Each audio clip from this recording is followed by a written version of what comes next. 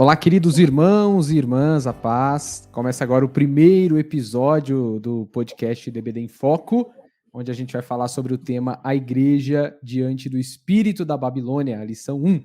Eu sou o Vitor, eu vou estar conduzindo a conversa de hoje com o querido e conhecidíssimo de todos vocês, o Eberson, criador aqui do canal DBD em Foco. Como que você tá, Eberson? Tudo bem? Agora papai Eberson, né? É isso aí, a paz do Senhor. Obrigado, Vitor. Bem, graças a Deus, estou bem. Essa foi a primeira noite com o meu filho, né, que graças a Deus deu tudo certo. Ele nasceu na terça-feira, na quarta-feira minha esposa já foi para casa, então nós estamos gravando aqui na quinta-feira, então os irmãos que estão assistindo aí, né, eu já não dormi da quarta para a quinta, mas é bênção de Deus, filho é bênção de Deus, graças a Deus. Assim, foi um parto normal, a gente estava esperando cesariana, mas deu normal, assim, e minha esposa está super bem, então, graças a Deus, estamos aqui, né, e né, sem perder aqui o foco da EBD, né, a gente está estudando, gravando vídeo, e os irmãos que estão aí acessando a EBD em Foco, né, pode contar com o nosso apoio, né, é claro que nessa fase agora de papai, pode ser que eu me ausente um pouco, no entanto, nós temos uma equipe qualificada aqui para continuar produzindo conteúdo. Então, assim, a gente não vai mudar em nada o conteúdo, vai continuar todos os vídeos, vídeo com slide, vídeo de destaque, e o vídeo de destaque, que é esse, ele vai, assim, chegou no novo formato, né? O vídeo de destaque é aquele vídeo que eu gravo sozinho, agora vai ser com o Victor. Então, o Victor, ele vai gravar esse vídeo de destaque, que é sempre com alguma outra pessoa, sempre entrevistando alguém, no formato de podcast, e o Victor, ele é formado em teologia, tem muito conhecimento, vai conduzir bem esse trabalho, eu estarei sempre aqui dando esse apoio, dando esse suporte. Então, assim, o EBD em Foco continua com todo o conteúdo completo, e mais essa novidade agora, que é esse podcast, que vai ser publicado em vídeo, mas também nas plataformas podcast. Depois o Victor explica melhor aí sobre isso. Que bom, que bom. Então, ó, você viu que o Eberson, ele não dormiu, né? E tá gravando aqui o podcast com a gente. Então, você não deixa de curtir isso aqui, viu? Parabenizá-lo aqui nos comentários por toda essa dedicação. E esse vídeo de destaque que a gente sempre teve, o irmão Eberson gravando, a gente vai estar aqui fazendo esse formato de podcast. Diga aí pra gente o que você achou. Compartilhe com alguém, vai ser muito importante, tá? E o objetivo será o mesmo, comentários destacando pontos da lição, ajudando o professor a desenvolver toda a lição, será o mesmo objetivo, o mesmo propósito, em termos de conteúdo, terá a mesma qualidade, a diferença é que a gente sempre vai ter mais alguém aqui para conversar, para bater um papo, para a gente aprofundar esses assuntos, tá? Para o nosso primeiro episódio, esse episódio que você está ou assistindo pelo YouTube ou vendo nas outras plataformas, tá? Nada mais justo do que ter aqui o irmão Eberson, né?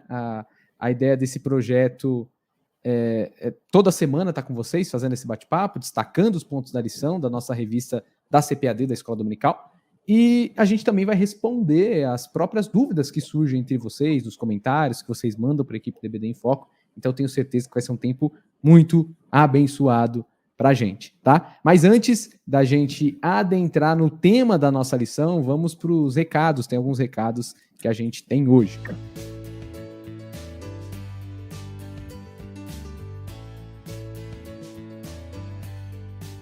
Primeiro recado, a lição de subsídio, tá? Comentando todos os tópicos da revista, ela tá no canal do YouTube do EBD em Foco. Então, você pode assistir clicando aqui no link abaixo desse episódio, ou você vai aí no canal no YouTube do EBD em Foco e veja o vídeo de subsídio gravado pelo irmão Eberson, ele comentando, tá? Tópico por tópico da lição, aprofundando e te auxiliando aí a preparar a sua lição da Escola Dominical. Então, esse é o primeiro recado. A lição de subsídio, comentando tópico por tópico da lição, está no nosso canal do YouTube. Se você não assistiu ainda, assista e comente lá também, tá? Segundo recado, se você ainda não sabe, aqui no EBD em Foco, nós temos slides da lição que você pode utilizar para ministrar uma aula de excelência na sua igreja. Os slides, eles seguem fielmente as lições e contêm imagens para ajudar você a dar a sua aula, né? A gente sabe que o recurso visual ele é muito interessante para ministrar uma aula, o aluno ele vai prestar mais atenção ali, então os slides têm imagens de qualidade, é fiel à lição. Então, se você ainda não conhece os slides aqui do EBD em Foco, você precisa conhecer. Vai ter um link aqui embaixo também. Se você tiver pelo YouTube, se tiver nas outras plataformas, também terá um link abaixo para você clicar e conhecer os slides aqui do EBD em Foco. Senão você pode digitar no seu navegador, tá? www.ebdemfoco.com para você ver e conhecer e ter acesso a esses slides de qualidade para você ministrar as suas aulas, tá bom? É um preço muito acessível e você vai ter slides maravilhosos e de bônus, além dos slides, né? Você tem muitos subsídios que o EBD em Foco disponibiliza para você. Você vai ter cursos, vai ter vários materiais produzidos aqui pela EBD em Foco, sendo um assinante participando desse projeto, tá? E por último, e não menos importante, o terceiro recado, não deixe de compartilhar com mais alguém esse episódio, tá? Ajude mais professores de EBD a prepararem sua aula. Então não deixe de compartilhar esse conteúdo. Então vamos lá, vamos falar sobre a lição 1, a igreja diante do espírito da Babilônia. Só que, especificamente antes de tocar nos tópicos da lição, eu queria perguntar algumas coisas para você, irmão Eberson, né? A gente está com uma revista nova, iniciando um novo trimestre. O título da revista é A Igreja de Cristo, o Império do Mal, como viver nesse mundo dominado pelo espírito da Babilônia. E eu queria te perguntar, antes de tudo, né, o que particularmente você achou dessa revista desse trimestre? Você gostou dessa revista? Não gostou? O que você achou dessa revista? Victor, assim, eu gostei bastante da revista e, assim, eu particularmente, quando começa assim uma nova revista, eu particularmente gosto de pegar a revista e ler a revista toda antes de ter uma opinião, porque alguns temas, eles podem ser temas repetidos, temas que são batidos, né? Às vezes a CPAD repete muito o mesmo tema e tem gente que não gosta. Ah, de novo a CPAD vai falar sobre isso, novamente sobre isso. Então, assim, o pessoal às vezes gosta de julgar pela capa, né? Julgar o livro pela capa, ver aquele título, aquela capa e já começa a falar mal. Eu não dou nenhum juízo, assim, não falo nada da revista enquanto eu não pegar e ler a revista. Então, essa revista, eu gostei do tema, achei que é um tema que a gente tem que falar, é o momento certo, é o momento ideal, que a igreja tem que tratar sobre isso, porque os temas que estão ali são temas bíblicos, e o que está na Bíblia Sagrada é para a edificação dos crentes. Então, a gente precisa ler e entender para aplicar na nossa vida. E, ao ler a revista, eu gostei muito do conteúdo em si, porque o pastor Douglas Batista, ele fez um trabalho assim de excelência, porque ele escreveu a revista fazendo exposições bíblicas, ou seja, ele pega uma passagem bíblica, coloca na leitura bíblica em classe e desenvolve essa leitura bíblica na lição. Geralmente no tópico 1, vem explicando, expondo o texto bíblico, e os tópicos 2 e 3, ele foca nos temas. Então, ele consegue fazer isso muito bem. Então, ela é bem escrita dentro do contexto bíblico e com muitas aplicações práticas para a nossa vida. Então, eu gostei muito do tema, gostei da revista, achei relevante, gostei da estrutura. Eu acredito que vai ser algo muito bom para a nossa vida. Legal. E, inclusive, o pastor Douglas Batista, né, ele tem uma formação vasta, né? Ele é doutor em teologia sistemática, mestre em teologia do Novo Testamento, pela FTCB. Ele também é mestre nas ciências da religião, tem várias especializações também, é pastor-presidente na Assembleia de Deus Missão, lá no Distrito Federal. Então é uma pessoa bem estudiosa aí, né, e compartilhando, e deu para perceber aí na leitura, a exposição que você fez de como ele elaborou as lições, como isso aparece. E Sim, só uma observação, eu gravei um vídeo explicando a revista como um todo, falando das lições, dando a minha visão bem mais completa. Não publiquei ainda esse vídeo, mas eu vou publicar, então fique atento, a qualquer momento vai ser publicado no nosso canal do YouTube um vídeo, eu acho que ele tem uns 18 minutos, assim, eu explicando com mais detalhes sobre a revista como um todo. Legal. Depois a gente deixa na descrição aí. Show. E aproveitando também, antes de tocarmos nos tópicos mesmo, né? Queria saber o que você acha, na verdade, qual a importância, né, dessa revista para a igreja hoje, né? Porque O que você acha que a CPAD lançou, né? Hoje, essa revista, será que tem um propósito? Você acha que faz jus aos momentos que nós estamos vivendo? Você comentou um pouquinho antes, mas acho que seria interessante aprofundar um pouquinho isso. No meu livro, Os 4 Cs da Educação Cristã, um livro que eu publiquei somente em PDF, inclusive você pode adquirir esse livro, é um livro que eu falo, assim, de como você ministra uma boa aula da EBD e como que você prepara com antecedência para temas que vão aparecer a qualquer momento. E aí, lá no meu livro, eu comento sobre isso, que a CPAD, ela tem a seguinte característica, geralmente ela pega o momento que a gente está vivendo e publica uma revista com aquele tema. Então, o professor da EBD ele tem que estar atento a isso, ele tem que estar atinado com o que está acontecendo e já ir se preparando com antecedência. Então, assim, teve uma época, 2016, que o Brasil passou por uma crise muito grande. Aí veio uma revista falando sobre crise. Eu lembro que acho que foi terceiro ou quarto trimestre de 2016. Então, uma revista falando sobre crise, mostrando que na Bíblia o povo de Deus já passou por várias crises, mas Deus sempre deu providência. Então, assim, foi algo que é pensado para aquele momento. E agora eu acho que é a mesma coisa. A gente vive um momento político que entrou em muitos detalhes da nossa vida pessoal, que tem relação muito forte com os cristãos, como que a gente vive nesse mundo, né? Então, assim, muitos crentes ficam preocupados, meu Deus, com tanto absurdo, tanta ideologia absurda, um governo que muitas vezes tem ideias que não casam com aquilo que a gente acredita, e como que a gente vive nesse mundo. Então, a CPAD acho que pensou nesse sentido, e aí lançou, e eu acho que isso é relevante para nós.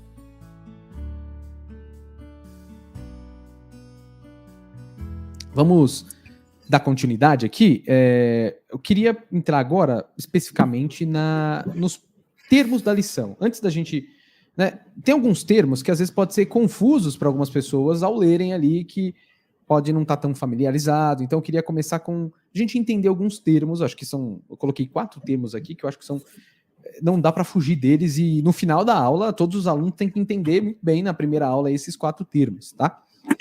Lembrando que a lição está baseada, texto base ali, Apocalipse 17, do 1 ao 6. Eu vou ler rapidamente esse texto, porque os termos aparecem nesse texto, e aí queria que você esclarecesse para a gente um pouquinho esses termos.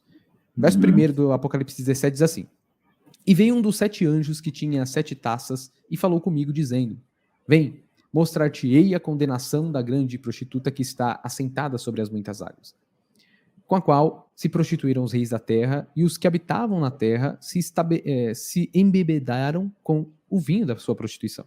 E levou-me em espírito a um deserto, e vi uma mulher assentada sobre uma besta de cor de escarlate, que estava cheia de nomes de blasfêmia e tinha 7 cabeças e 10 chifres. E a mulher estava vestida de púrpura e de escarlate, adornada com ouro e pedras preciosas e pérola, e tinha na mão um cálice de ouro cheio de abominações e da imundície da sua prostituição. E na sua testa estava escrito o nome, mistério, a grande Babilônia, a mãe das prostitutas e abominações da terra. E vi que a mulher estava embriagada do sangue dos assuntos e do sangue das testemunhas de Jesus, e vendo-a, maravilhei com grande admiração.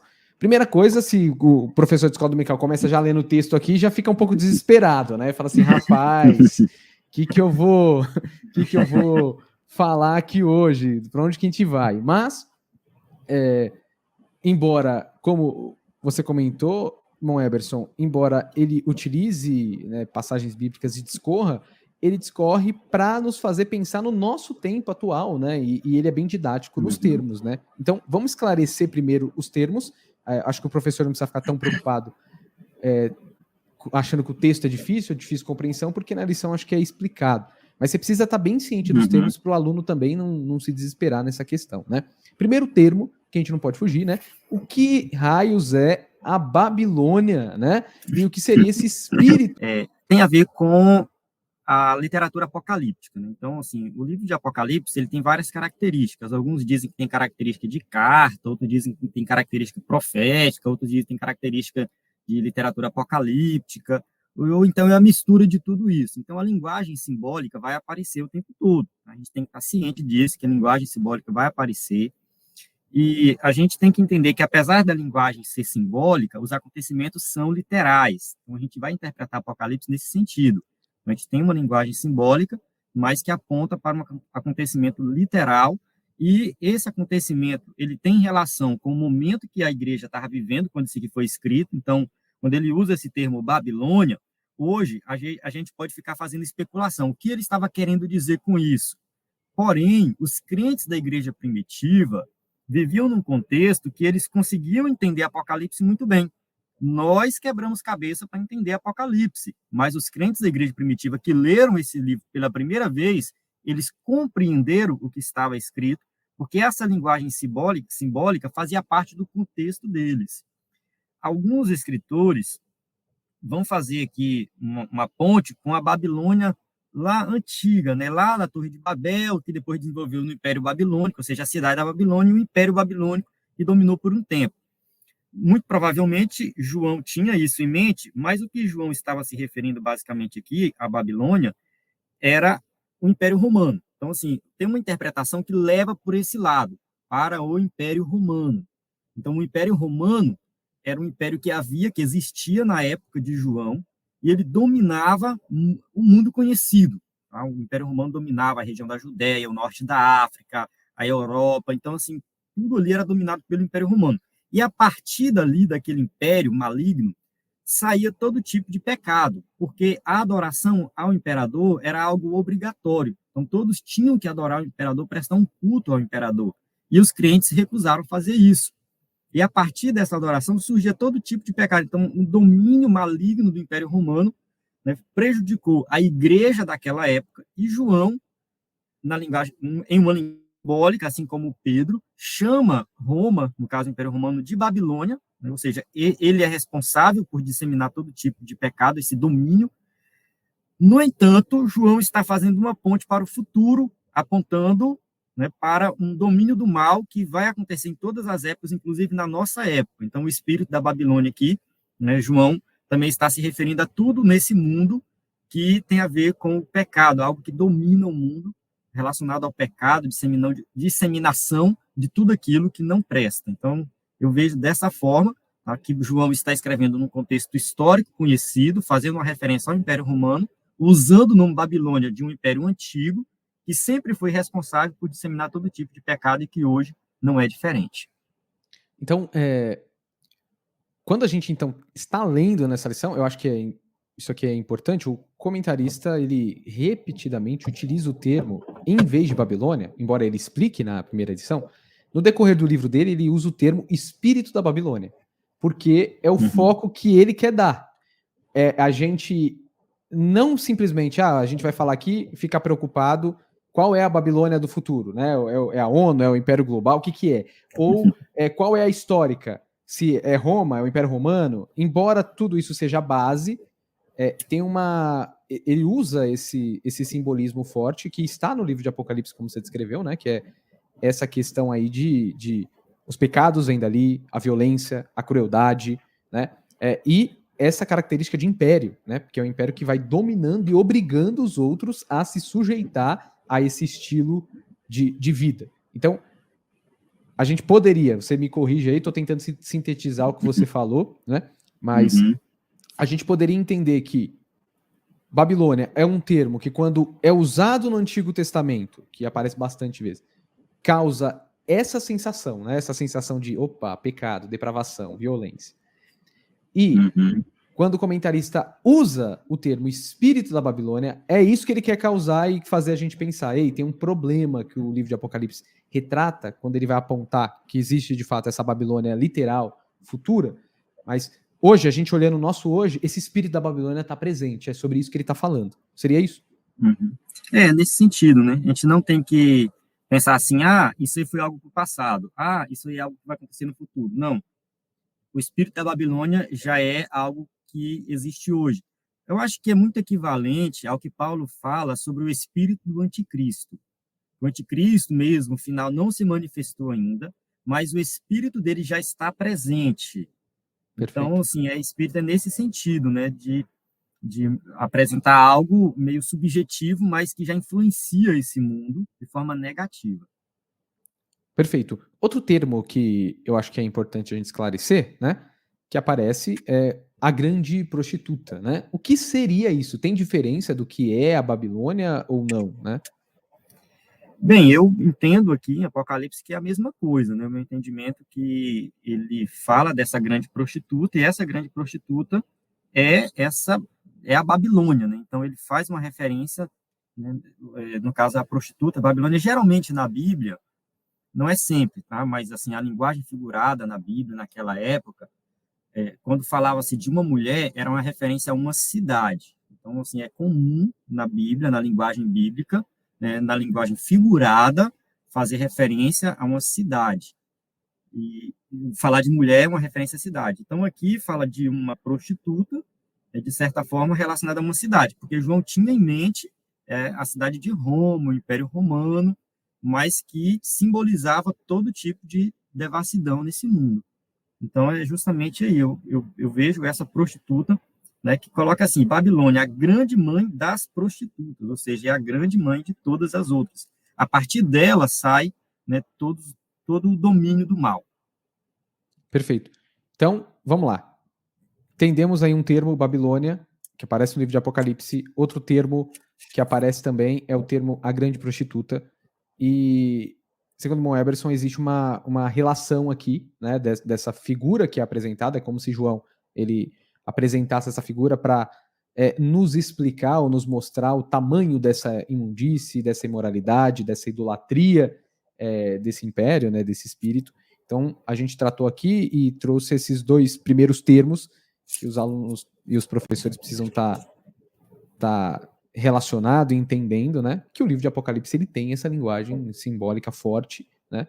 Isso não significa que ele não aponte para algo, mas ele usa muitas imagens, representações para nos fazer enxergar e entender o que ele está abarcando.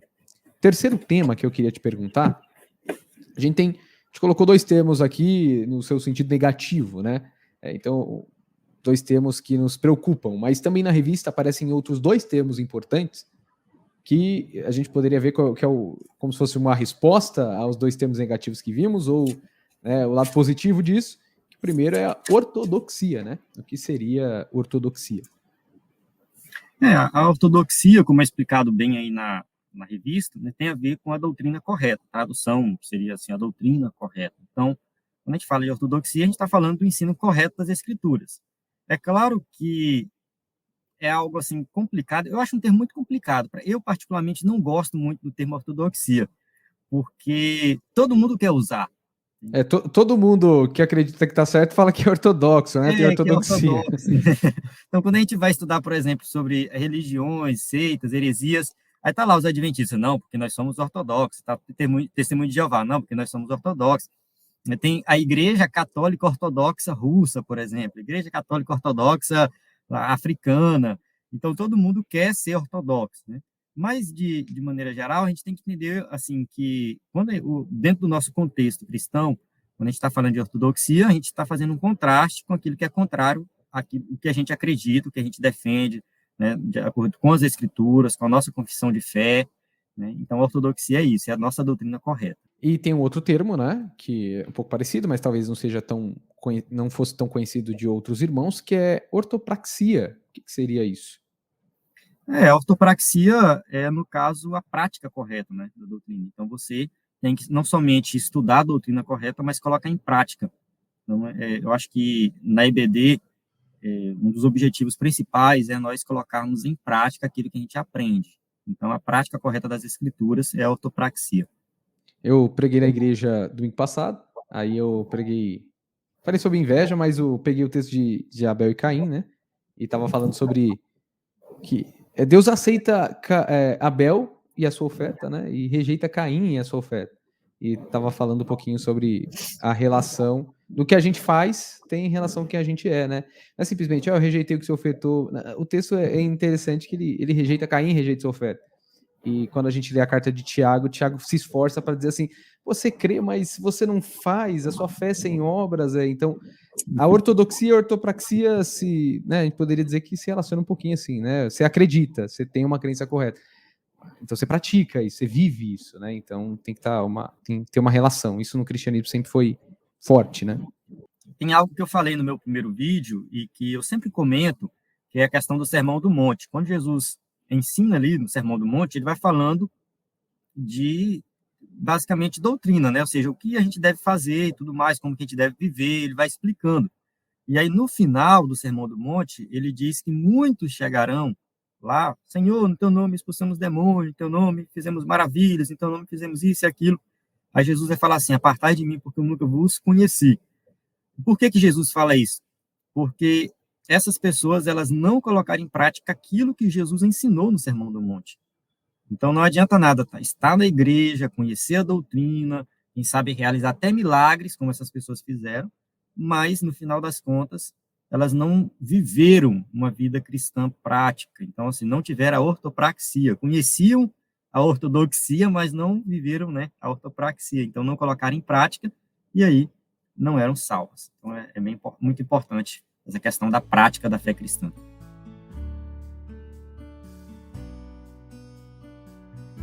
A gente já definiu os termos, vamos agora para uma parte, né? Vamos abranger um pouquinho mais essa lição 1, né? E eu queria que você falasse, Simão Eberson, para a gente. Eu coloquei aqui duas características. Tem um momento da lição que o comentarista ele vai citando várias características desse espírito da Babilônia, né? Por exemplo, ele fala sobre o culto ao ego ou o relativismo. São palavras não estão no texto, por exemplo, que a gente leu de Apocalipse, né? Mas a gente está falando, o foco da lição é justamente isso. É o espírito da Babilônia que já está presente no nosso mundo, no nosso dia a dia. Né? A gente já percebe isso. Eu gostaria de você pudesse explicar para a gente como se dá isso em nossos dias, né? A gente pode ver isso mesmo nos nossos dias? Existe de fato e como esse culto ao ego, relativismo, outros exemplos aí que a gente poderia descrever sobre esse espírito da Babilônia na nossa atualidade, no que a gente está vivendo. Sim, o que que acontece, né? No mundo, se a gente for parar para pensar, todo tipo de sistema que é criado pelo ser humano, seja um sistema religioso, seja um sistema político, seja o que for, vai estar manchado pelo pecado. Tá? O ser humano, ele pecou, ele caiu. Então, por mais que o ser humano seja uma criatura de Deus, ele foi criado por Deus, e tem coisas boas no ser humano, tem coisas boas na criação, mas foi corrompido pelo pecado. Então, assim, se a gente for olhar com cuidado as religiões, por mais que a religião criada pelo ser humano aparenta ser algo bom, não, porque a gente quer melhorar o ser humano e tal, e aí cada religião tem um propósito, um objetivo ali a ser alcançado, né? Mas por trás, né, tá a exaltação do ser humano. Então, o ser humano, ele quer ser independente de Deus, desde a queda, desde lá Adão e Eva lá no Jardim do Éden, né, a ideia era ser independente de Deus. Então, assim, a gente vê hoje tudo que o ser humano faz é querer realizar sozinho, né, querer fazer sozinho. E uma coisa que tem relação também com uma revista, essa questão da Babilônia, tem a ver com a Torre de Babel. Qual era a proposta ali da Torre de Babel? Era ser independente de Deus. Vamos construir uma torre, vamos nos unir, vamos ser poderosos. Então, assim, é o ego, é colocar no ser humano tudo, a confiança da salvação no próprio ser humano, né, a independência de Deus, ela leva o ser humano a um estado de ego muito elevado, e isso é disseminado por toda a humanidade, e é o resultado do pecado, né, de tudo que existe. Então, enfim, tudo que existe, que é feito pelo ser humano, é corrompido pelo pecado. A gente não pode perder isso de vista. Tá? E nós, como crentes, salvos em Cristo Jesus, que temos essa visão e esse entendimento, temos que saber lidar com essa situação. Viver nesse mundo manchado pelo pecado, mas ao mesmo tempo viver separado como santos. É possível estar na igreja e cultuar o ego? Eu acredito que sim. Possível, Acontece né? muito isso.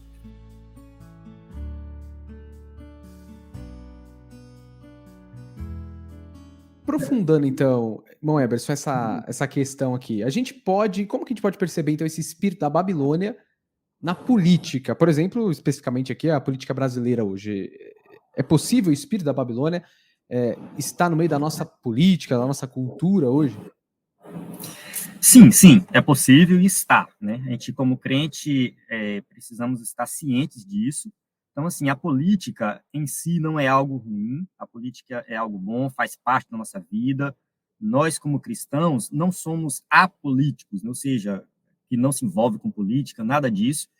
Nós temos a nossa ideologia própria, né, que é baseada no Evangelho, nosso próprio pensamento político baseado no Evangelho, e vivendo nesse mundo, a gente precisa se relacionar com a política desse mundo, com os políticos desse mundo, e como eu já falei anteriormente, tudo nesse mundo está manchado pelo pecado, e com a política não é diferente. Então, assim, o meu pensamento é que tanto governos de esquerda e de direita que fazem parte da nossa política, né? São manchados pelo pecado, tá? E a gente sempre vai ver o espírito da Babilônia em qualquer situação nesse mundo relacionado à política. Então, dentro da política, vai ter o espírito da Babilônia, vai ter ali políticos que querem impor, né, pensamentos totalmente contrários às escrituras, que prejudicam o ser humano, que prejudica a vida. A revista fala sobre isso mais na frente, a gente vai falar sobre a questão do transgênero, questão do aborto, principalmente. Então, são temas que estão presentes, mas que, assim, temas que a gente tem que abordar, a gente tem que falar. O cristão, ele tem que falar sobre aborto, ele tem que tocar nesse tema, ele tem que tocar em vários outros temas, né, que eu não vou me alongar aqui, que a gente vai estudar na revista como um todo, mas que no mundo político, eles também vão falar sobre esse tema do modo deles, da maneira deles. E quando eles falam da maneira deles, é o espírito da Babilônia que vai dominar isso aí. Então, vai ser algo que vai prejudicar o ser humano e vai totalmente contrário às escrituras, contrário ao que a fé cristã ensina. Então, dentro da política, né, vai ter, sim, o espírito da Babilônia. E é aí que eu acredito que entra a participação do cristão na política. O cristão, ele pode, sim, participar e influenciar de maneira positiva as decisões políticas. Então, a gente precisa entender mais sobre política, a gente precisa realmente participar ativamente da política para que as decisões tomadas, elas sejam favoráveis à vida, favoráveis ao ser humano como um todo, e estejam realmente debaixo da vontade de Deus. Porque se a gente não participar ativamente, né, vai estar lá o espírito da Babilônia, né, e é ele que vai imperar, e é ele que vai determinar como que as coisas vão acontecer. Então, a cultura está manchada, a política está manchada, quase tudo está manchado, né, pode dizer que tudo está manchado pelo pecado, está sendo dominado pelo espírito da Babilônia, mas nós, como cristãos, né, temos que contrapor a tudo isso. Diante do que você está falando, acho que a pergunta mais importante que a gente vai ter que responder na nossa classe próximo domingo é como se combate o espírito da Babilônia, né? Como que combatemos isso? Se o espírito da Babilônia está presente no ser humano, se o espírito da Babilônia está presente na nossa cultura, a gente vê na nossa política, na nossa economia, como que a gente pode combater isso? E essa pergunta que eu vou te fazer, porque eu acho que você já ia me dar uma resposta aqui, mas não quero essa resposta, não. Além de crer no Senhor Jesus de todo coração, de toda alma, como um cristão, o cristão salvo, né? Aquele que foi lavado, remido pelo sangue de Jesus, ele é salvo, ele é crente, ele faz parte da sua igreja, ele congrega, um cristão que está ali vivendo a sua vida cristã, mas como que ele pode, para não se deixar, não vou dizer assim, né, simplesmente combater, mas não se deixar contaminar pelo espírito da Babilônia, o que ele pode fazer? Bem, essa questão do combate ao espírito da Babilônia é uma questão assim meio controversa, porque eu não sei até que ponto é o nosso papel de combater. Eu não sei até que ponto assim, o cristão tem que combater, tem que bater de frente, porque passa muito a ideia de que nós vamos, de certa forma, transformar esse mundo, mudar esse mundo e chegar assim numa época, num período em que todo mundo vai ser cristão, vai chegar no período assim que a igreja vai triunfar. Esse pensamento, ele é um pensamento hoje na escatologia que é chamado de pós-milenismo. Os pós-milenistas, eles acreditam que o milênio ele vai acontecer aqui na Terra e não necessariamente Jesus vai voltar para ele acontecer. É que a influência cristã vai crescer no mundo, vai transformar a vida das pessoas e, de repente, todo mundo vai, né, viver aquela vida cristã e tudo mais, e a gente vai vencer o espírito da Babilônia através da pregação do evangelho, fazendo com que o evangelho influencie a sociedade como um todo. Esse é o pós-milenismo. Eu não acredito que isso vai acontecer. Tá? Eu acredito, assim, que o espírito da Babilônia ele vai imperar, ele vai continuar crescendo, e o que o cristão tem que fazer é se resguardar de tudo isso para ele não se contaminar, como você, né, comentou aí. Então, assim, o que a gente precisa fazer? Entender as escrituras. O cristão, ele tem que conhecer a verdade, ele tem que se aprofundar na verdade. Tem uma historinha que eu sempre conto quando eu falo sobre isso, é a questão do dinheiro falso. Não sei se é verdade isso, essa história, mas o pessoal diz assim, que os especialistas em conhecer dinheiro falso, eles passam um bom tempo pegando no dinheiro verdadeiro. Eles não ficam pegando no falso, eles passam um bom tempo treinando o verdadeiro, que quando cai o falso na mão, eles conhecem. Então, eu acho que o cristão tem que fazer dessa forma. Ele tem que estudar a verdade. Então, a gente vai se resguardar, a gente vai se proteger da influência maligna do espírito da Babilônia, conhecendo as escrituras, conhecendo mais de Jesus, orando, buscando ao Senhor, e assim a gente vai se protegendo para não ser influenciado pelo espírito da Babilônia. E a questão do combate ao espírito da Babilônia, eu acredito que isso é algo que é realizado pelo próprio Deus. No livro do Apocalipse, a vitória ela vai acontecer. Deus vai vencer no final, o Cordeiro vai vencer, nós vamos participar dessa vitória, mas essa vitória ela só vem no final. Então, assim, não adianta a gente querer derrotar o espírito da Babilônia hoje. A gente não vai conseguir derrotar esse espírito da Babilônia hoje. A gente não vai conseguir vencer o diabo por completo hoje. Isso vai acontecer em um futuro escatológico. Em Apocalipse também a gente vê a igreja sofrendo perseguição. Os crentes vão sofrer perseguições diante do espírito da Babilônia.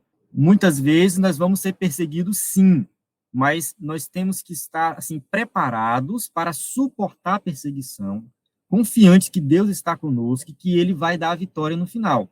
Então, assim, tem que ter um pouco de cuidado com essa ideia de batalhar, lutar contra o espírito da Babilônia. A gente vai, sim, de certa forma, pregar através da pregação do evangelho, influenciar esse mundo, influenciar a política, né, fazer com que as decisões políticas sejam melhores decisões, né, ou seja, decisões tomadas de tal forma que realmente ajude o ser humano, decisões que têm a ver com a palavra de Deus, enfim, a gente vai tentar influenciar de todo jeito, porém, nunca devemos criar a expectativa de que todo mundo um dia vai se converter e que, né, vai ser aquela maravilha aqui na Terra. Não, isso não vai acontecer. O espírito da Babilônia ele vai continuar imperando, mas a gente não pode desistir, a gente tem que continuar firme que um dia Deus vai dar a vitória e vai ter a vitória final.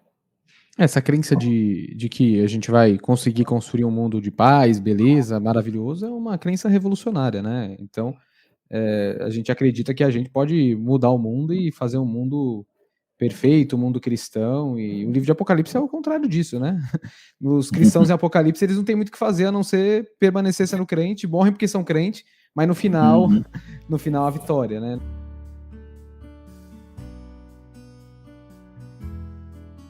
Agora a gente vai responder algumas questões ou comentários que vocês fizeram no vídeo de subsídio. Vocês comentaram alguma coisinha lá no nosso primeiro vídeo, o vídeo foi lançado. Se você não conferiu, não deixe de conferir aqui no nosso canal do YouTube.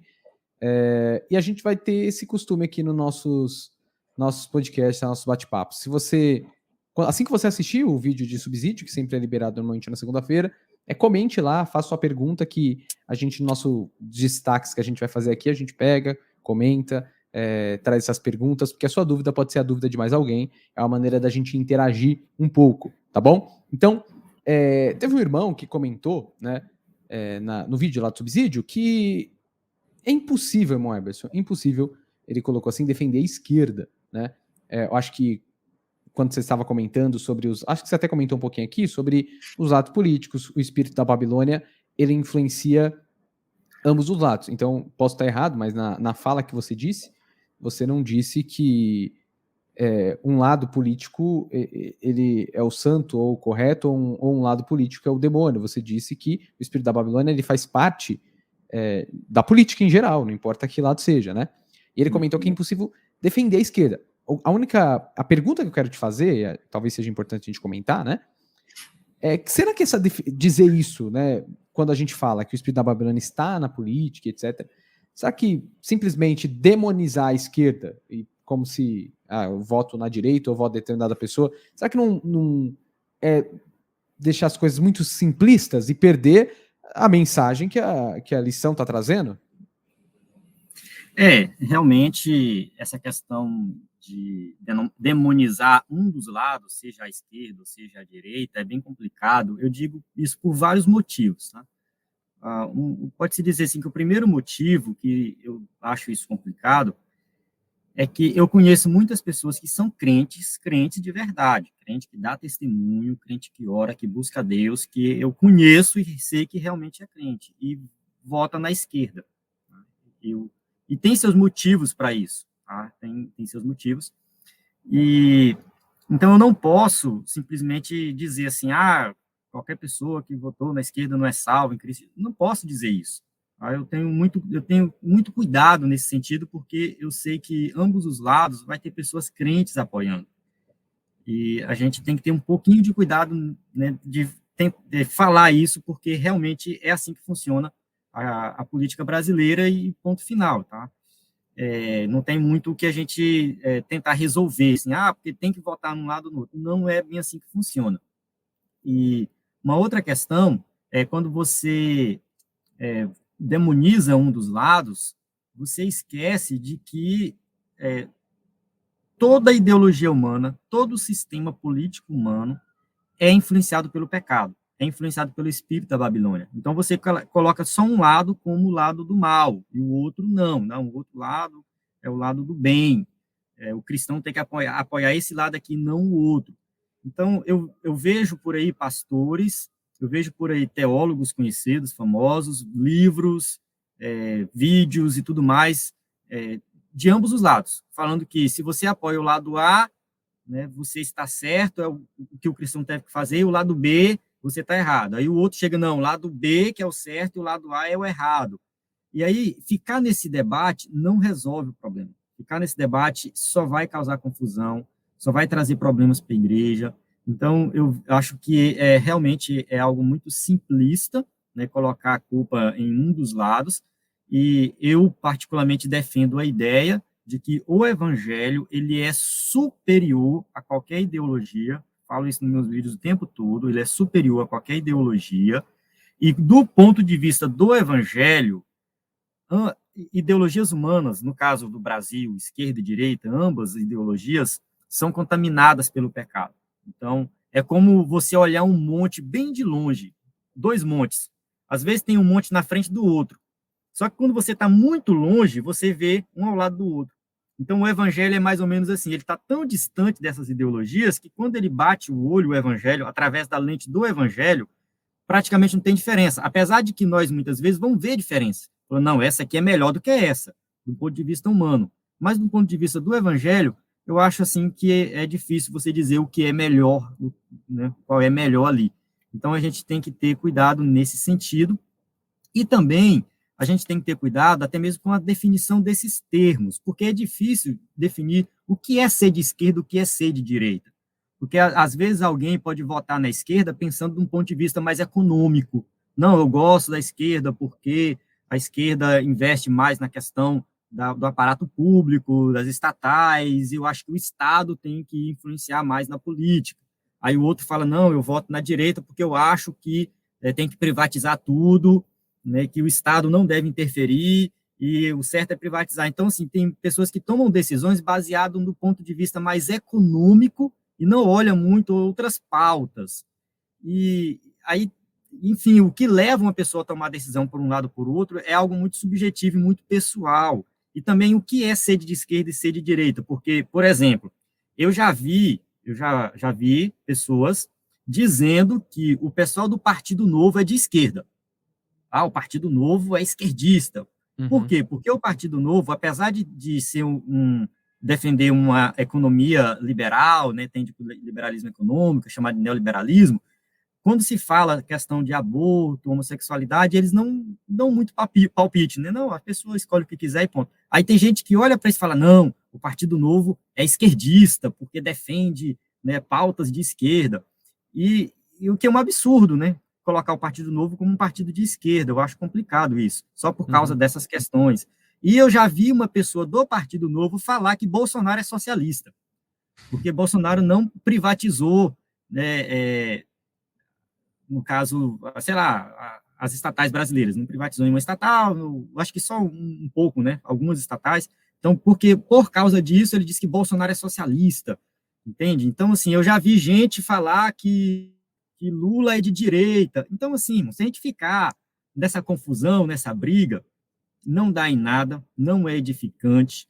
Então, assim, vamos estudar a verdade, vamos estudar as escrituras, vamos ver o que a Bíblia diz para a nossa vida, e que, seja de esquerda ou de direita, do ponto de vista de qualquer um, vai ter ali a mancha do pecado, vai ter algo pecaminoso, e a gente, né, precisa realmente saber filtrar isso aí e tomar uma decisão pessoal sem se misturar, né, com o pecado dessas ideologias. Eu acho que tem gente aqui, quando você não defende por exemplo, né? Não sei as posições políticas sua, irmão Ebers, mas se você, por exemplo, não defende, ataca um lado e não defende o outro, tem muitos irmãos que ficam muito incomodados, que como se fosse a sua função, a função de todos, entrar na briga política e defender um lado, né? E, na verdade, a gente tem que tomar cuidado com isso, né? Porque eu acho que quem torce para isso é os políticos, né? O sonho dos políticos é conseguir capturar pessoas, influenciadores, que vão defender ali e falar em nome de Deus, né? Falar. Eu acho que o cristão ele tem que saber. Na verdade, todo político cristão ele tem que olhar com desconfiança, né? Ele não dá para apoiar nenhum político com muita alegria, não. Apoiar qualquer um que se apoiar com desconfiança, não é? Nunca sempre é com desconfiança, porque o cristão ele tá ali olhando, querendo viver uma vida cristã íntegra e sabe que a política, embora não seja mal em si, né? A gente sabe os acordos que precisam ser feitos, as reuniões precisam ser feitas, então vai pôr a mão no fogo por algum político, não dá, né? Tem que tomar cuidado com isso. Não. Só que tem uma coisa interessante que você falou, assim, né? Que às vezes o pessoal coloca espectros políticos e etc. Mas, por exemplo, tem uma pessoa que falou para mim que não ia votar na última eleição, né? Não ia votar, tal, não sei o quê. É um cristão, né? É cristão, evangélico, tal, e bem conservador, mas ele falou que não ia votar, que se cansou e não ia votar. Mas por quê? Assim, porque as pautas que eu acreditei e votei no último governo não foram defendidas. Eu falei, como assim? Por que você está falando isso? Eu falei assim, não, você viu os números de homicídio do ano 2022? Eu falei, não vi. Aí depois vocês dão um Google aí, né? Dá uma pesquisada. O número de homicídio nos últimos 4 anos cresceu, né? Aceleradamente. E a pauta da segurança pública para os cristãos é muito importante, né? Se tem pessoas morrendo, o cristão não se alegra com isso. Então, por exemplo, tá? É um exemplo, né? Como já passou a última eleição, a gente consegue falar com mais tranquilidade, né? O pessoal já votou, então não dá para voltar atrás. Já votou, já foi, mas o número de homicídio cresceu nos últimos anos. Ano 2022 bateu um recorde de homicídio no nosso país. E homicídio é um problema. A segurança pública, o cristão ele não quer gente morrendo, né? Você sai de casa com medo, né? A gente vive aqui na cidade, sempre você sai com medo da sua família, fica preocupado, porque a gente tem um número de homicídio no nosso país maior do que muitos países que estão em guerra. Então, isso é um problema. A gente passou os últimos anos de um governo que muitos evangélicos apoiaram, né? E não tem problema apoiar e votar. A pergunta é, esse olhar crítico desse irmão é interessante. Poxa, isso aqui, eu não quero isso, eu não quero... Isso aqui é uma crítica que o cristão faz. Por exemplo, o número de abortos nos últimos anos do último governo também cresceram. A gente fala tanto de... E não é que você não possa ter votado no último governo, ou eu tô falando aqui contra o último governo, e não é isso. A questão é, o cristão precisa cobrar, não importa que político que estava. Assim, rapaz, eu votei em você, os números cresceram, você precisa resolver isso aqui. A igreja precisa ser contra e se manifestar contra. E os números no aborto cresceram. Se a igreja é contra o aborto, os números de aborto cresceram no último governo que muitas igrejas apoiaram. Mas cadê a manifestação da igreja contra esses números? E disseram, qual que é a política pública que vai ser feita? A questão não é simplesmente, mas não vai passar nesse governo. A questão é, os números estão crescendo. Eu não quero, se você não gosta dessa pauta, eu não quero o número de homicídio crescendo, eu não quero o número de aborto crescendo. Então, o político, eu acho que o sonho do político é colocar a gente nessa briga. Ou eu voto nesse, ou vou votar no menos pior. E o menos pior vai deixando as pautas que a gente acredita passando cada vez mais e deixando o negócio entrar. Então, o cristão ele precisa ser crítico a isso. Não é ter um político de estimação, ter uma pessoa que, esse aqui eu amo, eu adoro, esse é melhor que o outro. Você pode ter uma opinião que esse é melhor que o outro, mas não uma opinião de alegria, de felicidade, de sorriso, que não possa ser criticada, e se alguém criticar, você vai achar um absurdo e o final do mundo. Isso a gente tem que tomar cuidado como cristão, né? Não, é verdade, isso aí é verdade, porque, assim, no EBD em Foco, às vezes eu vejo que o pessoal fica chateado que eu não defendo um político específico, um lado específico, não, porque eu não estou aqui para isso, entende? O meu papel não é esse. Talvez algumas pessoas aí tenham esse chamado, tenham sei lá, esse ministério, não sei se isso pode ser chamado de ministério, né? Defender Mas não é político, eu isso. acho que não é. Defender político. Eu estou aqui para defender as escrituras, defender o evangelho e conscientizar os irmãos, né, na hora de tomar uma decisão política, de votar. Enfim, eu acho que essa é assim, pelo menos é o que eu penso, né, que o cristão tem que fazer, tem que votar com consciência, saber cobrar, né, saber quais são as pautas que ele realmente defende e por aí, esse é o caminho. Outra pergunta que surgiu, a gente teve vários comentários, na verdade, sobre escatologia ali no nosso último vídeo, né? Por exemplo, um irmão comentou algo a respeito que as Assembleias de Deus não devem apoiar algo, uma visão futurista. Então, a primeira coisa que eu queria que você explicasse para a gente, futurismo e preterismo, existe algumas definições aí, embora a lição não toque nisso, né? Ao falar do livro de Apocalipse, esses termos já aparecem. Você pode explicar um pouquinho para a gente a diferença desses termos, dessas visões aí, a respeito do milênio, na verdade, né? Bem, na verdade, assim, o tema escatológico ele é um tema bem complexo, bem difícil, não é um tema fácil, e uma coisa são as visões escatológicas, outra coisa é a interpretação de Apocalipse. Apesar de estar interligado, a visão escatológica interfere muito na interpretação do Apocalipse, a gente precisa definir um pouco bem essas coisas aí. Eu não vou entrar muito aqui em escatologia, até mesmo porque o professor tem que ter um pouco de cuidado. Se ele for muito para o lado da escatologia dentro da lição, ele pode se perder. Enfim, perde o foco da lição, não é o objetivo. No EBD em Foco, a gente tem conteúdo de escatologia, você pode acessar lá, depois é só entrar em contato com a gente aí. Mas, assim, eu vou falar do livro do Apocalipse. O livro do Apocalipse, ele tem, assim, pelo menos 4 principais interpretações. Eu estou aqui com o livro do Grant Osborne, do Comentário Exegético de Apocalipse, é um livro muito bom, e nesse livro, logo no início, ele apresenta os métodos de interpretação. Então, aqui eu vou listar rapidinho os métodos de interpretação, para ficar bem claro, até mesmo esclarecer o comentário do irmão lá sobre a questão da Assembleia de Deus ser futurista. Então, assim, um dos métodos é o método historicista. Então, o método historicista é um método que vai dizer que Apocalipse, na verdade, está contando a história da igreja. Tá? O que está registrado em Apocalipse é como se fosse a história da igreja, né? Desde quando iniciou a igreja até o fim dos tempos.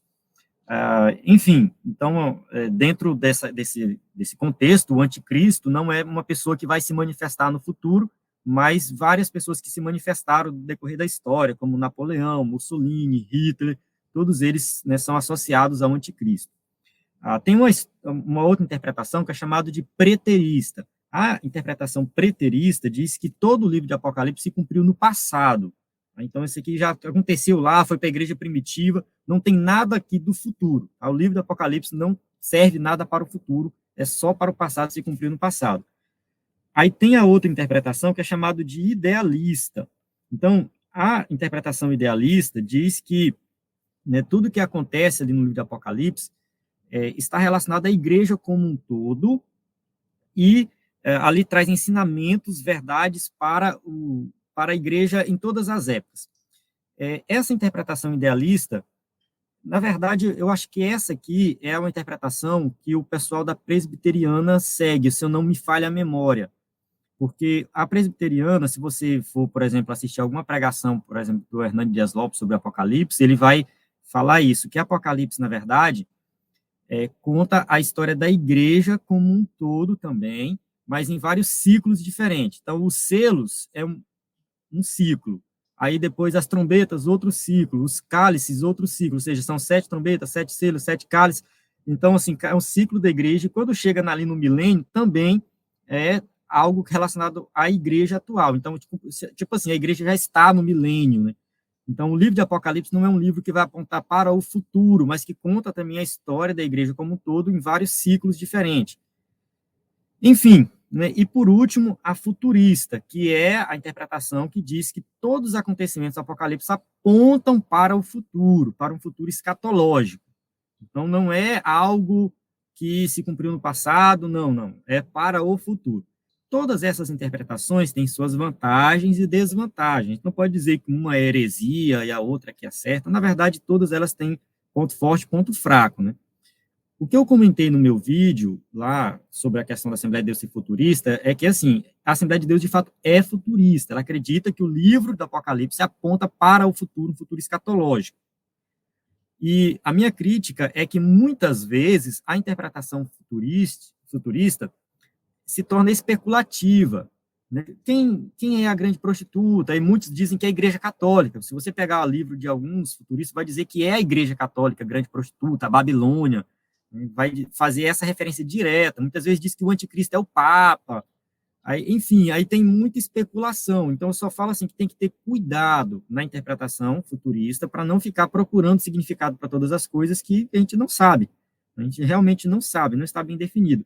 E o livro do Osborne, ele usa a interpretação que é eclética, né? No caso, é mistura todas essas, que eu acho ser assim, a mais coerente, tá? Pelo menos do que eu tenho estudado até o presente momento, é algo bem coerente. Por quê? Porque é Deus falando com a igreja do futuro, falando das coisas que vão acontecer no futuro, fala do anticristo, fala do falso profeta, fala da vinda de Jesus, tudo para o futuro, mas usando elementos do presente para a igreja daquela época que o livro foi escrito.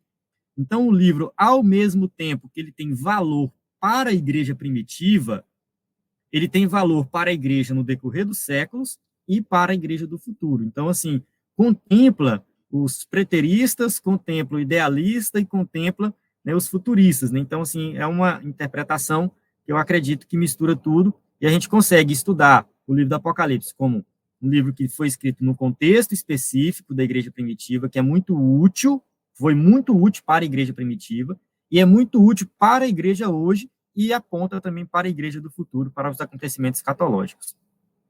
Perfeito. Então, aí tá explicado a diferença dos termos aí, que você pode, às vezes, ter um pouquinho de dúvida. Mas, apesar disso, irmão Eberson, eu acho que você podia, se eu estiver errado, você me corrija, mas os irmãos precisam tomar um pouco de cuidado, acho que você comentou, mas acho que isso tem que ser reforçado, tomar um pouco de cuidado para que na aula eles não fujam do tema, porque cita Apocalipse, você citou aqui uma coisa que é importante. O livro de Apocalipse é uma coisa, a disciplina, vamos colocar assim, né? Não que o livro não tenha escatologia, mas a disciplina escatologia é uma outra coisa. Escatologia é uma disciplina da área da teologia sistemática, e ela não, para fazer escatologia, não se depende apenas do livro de Apocalipse, né? Você faz abarca toda a escritura para refletir a respeito de escatologia, e o livro de Apocalipse ele está sendo analisado nessa lição não nesse sentido. E o comentarista ele já inicia, já no começo da revista ele fala isso, estou usando aqui o texto de Apocalipse, mas meu foco é não discutir isso nesse trimestre. Meu foco é a gente pensar que esse espírito da Babilônia, essa influência maligna que o livro de Apocalipse aponta, já está no nosso meio. A gente pode ver isso. Pelo menos eu percebi isso, não sei se faz jus essa ideia. Uhum. Não é isso, né? A gente tem que focar na lição, né? Falar sobre o espírito da Babilônia, fazer aplicações para os dias de hoje, para não se perder, né, nessa questão. Porque se você for explicar sobre o livro de Apocalipse, sobre escatologia, a sua aula acabou.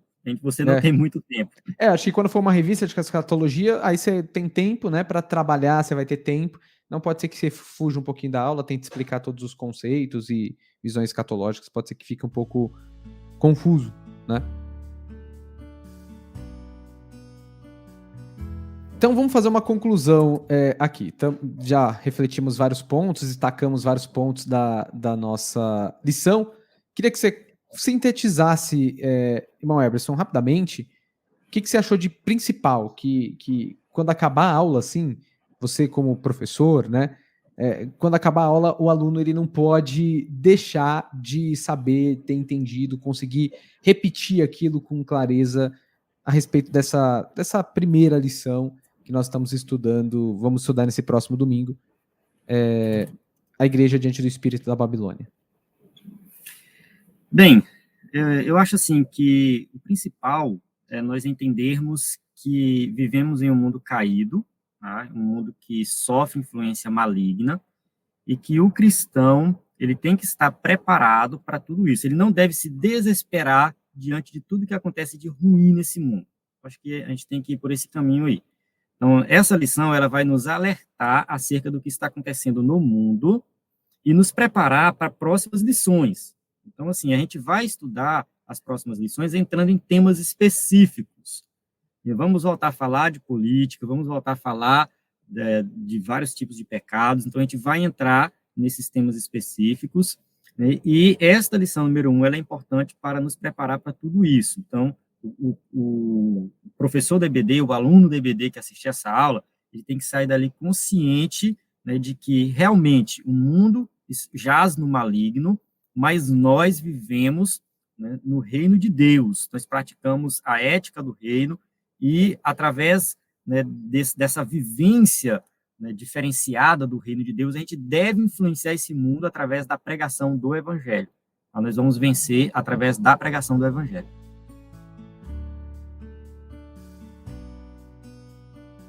Então é isso, queridos irmãos, queridas irmãs. Eu quero agradecer a participação de todos vocês. Como comentamos no início, estamos aqui numa nova estrutura, uma nova dinâmica, mas com o mesmo propósito de destacar os principais pontos da lição, trazendo um convidado, né? Estamos chamando isso de podcast, porque a novidade é que também, além aqui do YouTube, esse áudio estará também em outras plataformas que você poderá ouvir, né? Como um podcast.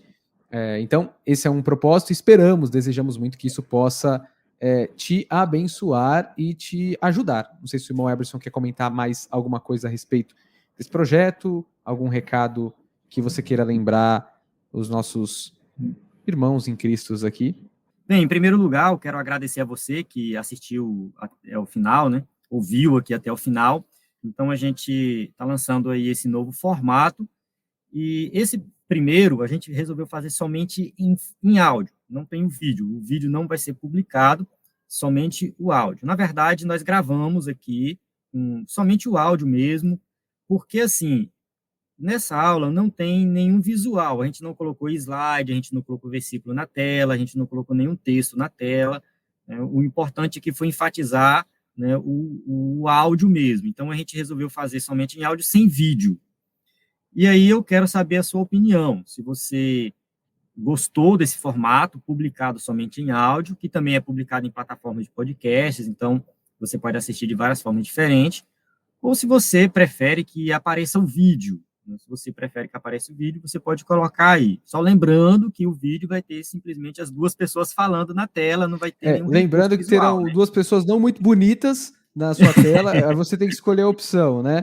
Se você gostou do áudio, a gente coloca uma imagem aí, só uma imagem bonita de fundo, e você escuta tranquilamente, ou você gostaria de ver aí os nossos rostos também, mas lembrando que a gente não está colocando slide, né? Vai ser só a gente conversando mesmo. Então, aí você comenta aí, que eu acho que é interessante, né? A proposta é para vocês verem, estudarem e auxiliarem, então comentem aí que sua opinião também é muito importante. Se vocês preferem o vídeo, a gente pode fazer em vídeo, né? Mas o propósito do áudio é você focar também no que a gente está falando. Mas comente aí que vai ser importante para a gente, né? E só lembrando aí, né, reforçando o acesso ao nosso site, né, ebdenfoco.com, nós temos aplicativo também para Android, então tem todo o conteúdo lá que você pode acessar, aula em vídeo, áudio, PDF, slide em PowerPoint, cursos, plataforma completa aí para você que é professor da EBD, quer ministrar uma aula de excelência na EBD. Então é isso, queridos. Muito obrigado pela participação de todos. Semana que vem teremos o próximo episódio, só em áudio ou também em vídeo. Comentem aí, tá? Espero que vocês gostem desse conteúdo, espero que possa ter ajudado e destacado os pontos da lição. Se você tiver alguém que você queira compartilhar esse conteúdo, não deixe de fazer isso, né? Curte aqui esse vídeo para mais pessoas saberem do nosso conteúdo, serem alcançados. Se você tiver algum comentário, comente, sua opinião é muito importante pra gente quer saber o que você achou, o que você pensa, inclusive da lição, tá? E semana que vem estaremos aqui de novo, se Deus assim permitir. Não deixe de conhecer o site do EBD em Foco se você ainda não conhece, www.ebdinfoco.com. Lá você vai conhecer os slides que vão estar à sua disposição, subsídios, mais subsídios para sua formação, escola dominical, cursos. É uma assinatura bem baratinha, um valor bem acessível, você vai ter conteúdo de qualidade. Inclusive tem algum curso meu lá, tem um curso de Salmos, tem um curso que a gente já fez sobre a história do, acho que pentecostalismo, né? Tem bastante conteúdo muito interessante lá. E tem conteúdo de escatologia, se você ficar curioso, ficar lendo essas passagens e falar, eu queria saber mais sobre escatologia, tem conteúdo de escatologia lá no EBD em Foco, então não perca, não deixe de conferir e participar desse projeto. Deus te abençoe e até a próxima.